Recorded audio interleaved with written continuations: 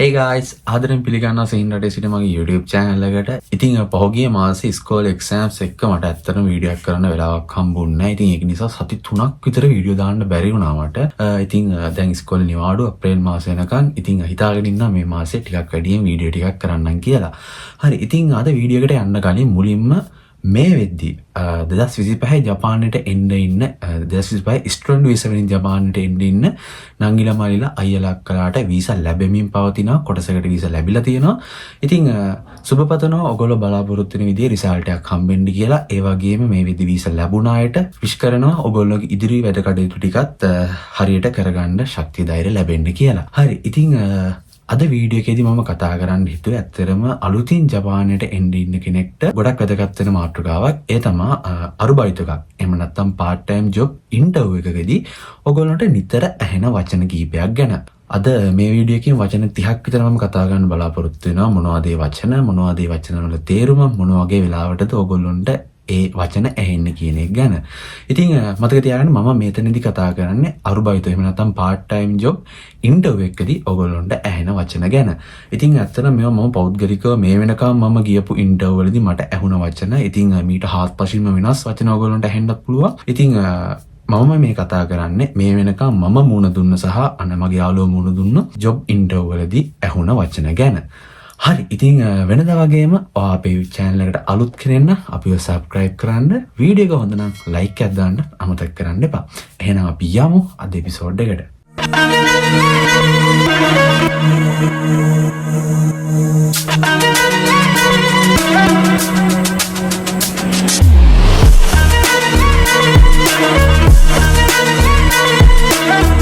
හරි. ඉතින් part time job interview එකකදී එහෙම නැත්නම් අරුබයිතෝ මෙන්සෙට්ස් එකකදී ඕගොල්ලෝගේ අහන ප්‍රශ්න මොනවද? ඒවට උත්තර දෙන්නේ කොහොමද කියන එක ගැන මම මෙන්න මේ වීඩියෝ එකේදී කතා කරලා තියෙනවා.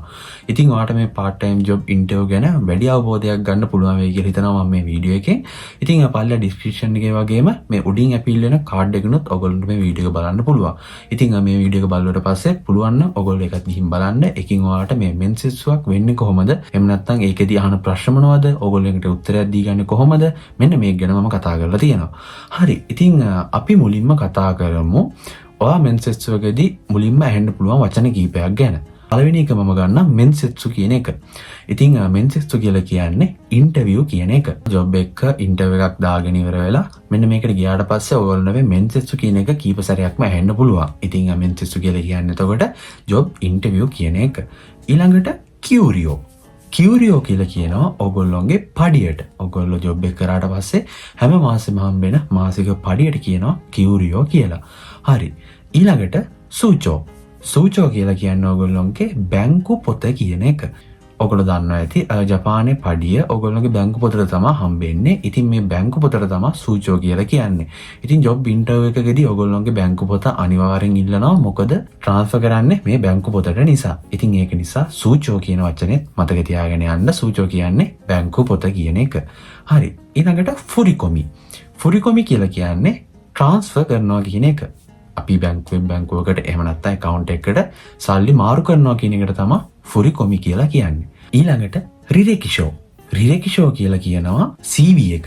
ඒ කියන්නේ ඕගොල්ලෝගේ විස්තර දාලා ඕගොල්ලෝගේ නම, ගම, වයස, උපන්දිනේ, ඕගොල්ලෝ ඉන්න ඇඩ්‍රස් එක මෙන්න මේ වගේ දේවල් ලියන රිරෙකිෂෝ එකට තමයි එහෙම නැත්නම් CV එකට තමයි රිරෙකිෂෝ කියලා කියන්නේ. ඉතින් මේක කොම්බිනි වලින් ගන්න පුළුවන්. මේක ලියන විදිහ ගැනත් මම මගේ අර කලින් වීඩියෝ එකේදී කතා කරලා තියෙනවා. කැමති කෙනෙක්ට ඒක බලලා ඉවර වෙලා ඕගොල්ලන්ට ඒකක් ලේසියෙන් ලියා ගන්න විදිහ දැනගන්න පුළුවන්. ඊළඟ වචනේ යොයකු කියලා කියනවා කලින් වෙන් කර ගැනීමක් කියන එක. බුක් කරනවා කියන්නේ අපි අන්න ඒකට තමයි යොයකු කියන්නේ. එතකොට ඔයගොල්ලෝ මෙන්සෙට්ස් එකට යන්න කලින් මේ යොයකුවක් දාගන්න එක අනිවාර්යයි. මොකද වෙලාව කියන එක ජපානයේ ගොඩක් වැදගත් දෙයක්. ඉතින් ඔයා කලින් වෙලාවක් වෙන් කරගෙන ඒ වෙලාවට වෙලාව වරද්ද ගන්න නැතුව හරිම වෙලාවට යන්න ඕනේ. ඉතින් මෙන්න මේ කලින් වෙලාවක් වෙන් කරගන්න එකට තමයි යොයකුවක් කියලා කියන්නේ. මෙන්න මේ වචනේත් ඔයගොල්ලන්ට මෙන්සෙට්ස් අතරතුර ඇහෙන්න පුළුවන්. ඊළඟට කෝත්සුහි. මෙන්න මේ වචනේ නම් හැම ජොබ් ඉන්ටර්විව් එකකදීම මට මේ වෙනකම් මම මුණ දුන්න හැම ජොබ් ඉන්ටර්විව් එකකදීම මට ඇහුණ දෙයක්. ඉතින් මේ කෝත්සුහි කියලා කියන්නේ ප්‍රවාහන වියදම් කියන එක. ඉතින් ජපානයේ සමහර ජොබ් වලින් ඕගොල්ලන්ට ප්‍රවාහන වියදම් දෙනවා. ඒ කියන්නේ ඔයා හිතන්නකෝ ඔයා වැඩ යන්නේ ට්‍රේන් එකක කියලා. ඉතින් ඔයාට මේ මාසෙට මේ ට්‍රේන් එකට යන ගාන ඔයා වැඩ කරන තැනින් ඔයාගේ පඩියට අමතරව ඇඩ් වෙනවා. ඉතින් මෙන්න මේකට තමයි කෝත්සුහි කියලා කියන්නේ. ඉතින් මේක ගෙවන තැනුත් තියෙනවා, ගෙවන්න නැති තැනුත් තියෙනවා. ඉතින් ඒක ගැන ඔයගොල්ලන්ට ඉන්ටර්විව් එකදී අහලා දැනගන්න පුළුවන්. එතකොට ප්‍රවාහන වියදම් වලට තමයි කෝත්සුහි කියලා කියන්නේ. ඊළඟට සයිරු කාඩ් එහෙම නැත්නම් මයි නම්බර් කාඩ්. මෙන්න මේ සයිරු කාඩ් කියන්නේ රෙසිඩන්ස් කාඩ් කියන එක. සරලවම කිව්වොත් ලංකාවේ ඩෙන්ටිටි වගේ ජපානයේදී ඔයගොල්ලන්ට තියෙන ID එක. ඉතින් මෙන්න මේක අනිවාර්යයි ඔයගොල්ලන්ගේ වීසා පීරියඩ් එක, ඒ වගේම ඔයගේ නම, ඇඩ්‍රස් මෙන්න මේ වගේ දේවල් එකේ තියෙනවා. ඉතින් මේක ඒගොල්ලෝ අනිවාර්යයෙන්ම ඉල්ලනවා. මෙන්සස් එක පටන් ගන්න කලින්ම මුලින්ම ඉල්ලන්නේ වගේ මෙන්න මේ දේ රෙසිඩන්ස් කාඩ් එක. ඉතින් මීට අමතරව මේ මෑතක ඉඳන් මයි නම්බර් කාඩ් එකත් ඉල්ලනවා. මේ මයි නම්බර් කාඩ් එක නැති වුණා කියලා ප්‍රශ්නයක් නෑ. ගොඩක් තැන්වල වුණාට ඉල්ලනවා එකත්. ඉතින් මේකත් ඔයගොල්ලන්ට ශික්ෂෝ එකකින් හදා ගන්න පුළුවන්. ඒකට අදාළ කරන උපදෙස් ඉස්කෝලෙන් ගන්න පුළුවන්. හරි. ඉතින් මේ කාඩ් එක අරන් යන්න ඔයාට මයි නම්බර් කාඩ් එකක් තියෙනවා නම් අරන් යන්න. නැත්නම් ඒක ප්‍රශ්නයක් වෙන්නේ නැහැ ලොකුවට. ඉතින් මේ සයිරු කාඩ් එක නම් අනිවාර්යෙන් බලනවා. මෙන්සස් එක පටන් ගන්න ඕගොල්ලෝගේ සයිරු කාඩ් එක ඉල්ලලා ඔයාගේ වීසා එහෙම චෙක් කරාට පස්සේ. ඊළඟට කියුරියෝ මේසයි.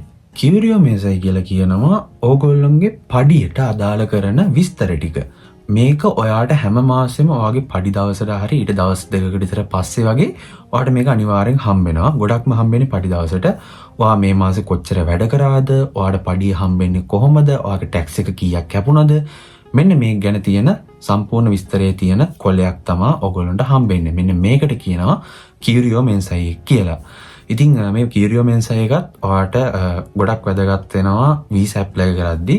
ඉතින් ඒක නිසා මෙන්න මේ කොල නැති කරගන්න නැතුව තියාගන්න. ඔයාගේ වීසා වල මොකක් හරි ප්‍රශ්නයක් වෙලා ඒගොල්ලෝ බැරි වෙලා හරි ඔයාගේ මේ කියුරියෝ මේසයි එහෙම ඉල්ලුවොත් ඒව සබ්මිට් කරන්න ඕනේ. ඉතින් ඒක නිසා ඒව නැති කරගන්න නැතුව ළඟ තියාගන්න. ඒක ඔයාලට ගොඩක් වැදගත් වෙයි ඉස්සරහට ඔයාගේ වීසා අප්ඩේට් කරද්දී.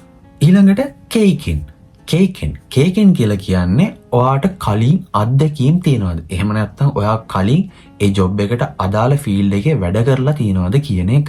සරලවම කිව්වොත් අත්දැකීම් වලට තමයි එතකොට කේකෙන් කියලා කියන්නේ. එතකොට ඔයගොල්ලෝගෙන් අහනවා සමහරවිට කේකෙන් ගා හරිමස්ක කියලා. මේක හැබැයි ගොඩක් ඒවා අහනවා. කේකෙන් ගා හරිමස්ක කියලා අහන්නේ එතකොට ඔයා කලින් වැඩ කරලා තියනවාද? ඔයාට නැත්නම් ඒ ගැන අත්දැකීම් තියනවාද කියන එක. ඉතින් ඊළඟට කෙන්ෂු. මේ කේකෙන් එක්කම යන අනිත් වචනේ තමයි කෙන්ෂු කියන්නේ. කෙන්ෂු කියලා කියන්නේ අපි ජොබ් එකකට ගියාට පස්සේ පුරුදු වෙන කාලයක් තියෙනවානේ. මෙන්න මේ කාලයට තමයි කෙන්ෂු කියලා කියන්නේ. කියන්නේ පුහුණු වීම මේ කාලය කියන එක. ඉතින් ඔයා ජපානයේ ඕනම ජොබ් එකකට යද්දී මුල් සති දෙක උපරිම සතියක් හෝ දෙකක් වගේ තමයි මේ කෙන්ෂු පීරියඩ් එක වැටෙන්නේ.